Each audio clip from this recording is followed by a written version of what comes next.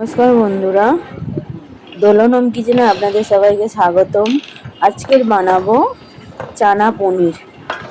ওদের কাবলি ছোলাকে 3 ঘন্টা ভিজিয়ে রেখেছিলাম।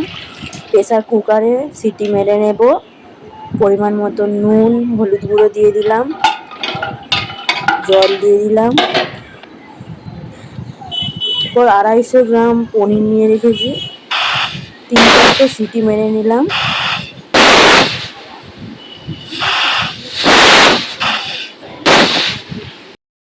নুন দিয়ে দিলাম। পনিরটাকে নুন, লঙ্কা গুঁড়ো দিয়ে মাখিয়ে রিফাইন তেলে ভেজে নেব। কাবলি ছোলাটা ছিল 500 গ্রাম।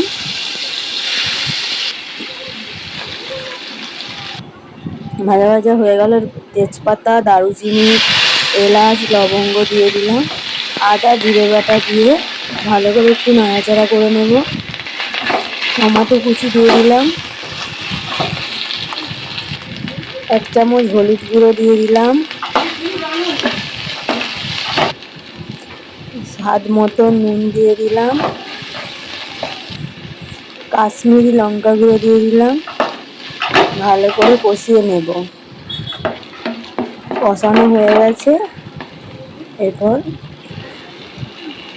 দিয়ে দিলাম কাজু পোস্ত বাটা।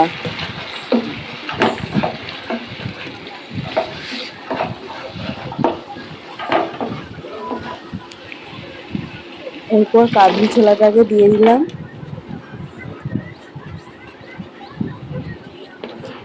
দেওয়ার পর একটু নাড়াচাড়া করে নিলাম। ভেজে রাখা পনিরগুলো দিয়ে দিলাম। তারপরে একটু মিট মশলা দিয়ে দিলাম।